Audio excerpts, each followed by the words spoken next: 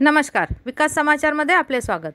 नाशिकजवळ झालेल्या अपघातात 22 वर्षीय पोलीस इच्छुकाचा मृत्यू. अहमदनगरच्या कोपरगाव तहसीलदारमधील करंजी येथील कुणाल रामदास करमल याने शहर पोलिसात हवालदार पदासाठी अर्ज केला होता.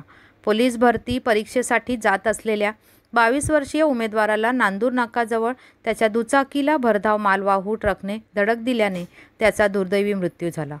या घटनेची आडगाव पोलीस ठाण्यात नोंद करण्यात आली आहे. अहमदनगरच्या कोपरगाव तहसीलमधील करंजी येथील कुणाल रामदास करमल असे मृताचे नाव असून त्याने शहर पोलिसात हवालदार पदासाठी अर्ज केला होता. सोमवारी सकाळी करमल हे मैदान चाचणीसाठी नाशिकला जात असताना शहरात राहण्याची सोय नसल्याने ते रात्री उशिरा दुचाकीवरून करंजी येथून निघाले होते. पहाटे 5च्या सुमारास सिन्नर शिर्डी मार्गे वावी मार्गे नाशिकमध्ये दाखल झाले. ते स्टेडियमकडे जात असताना हा अपघात झाला. या धडकेत करमल गंभीर जखमी झाला. त्याचा मित्र धीरज गायकवाड याने त्याला तात्काळ जिल्हा रुग्णालयात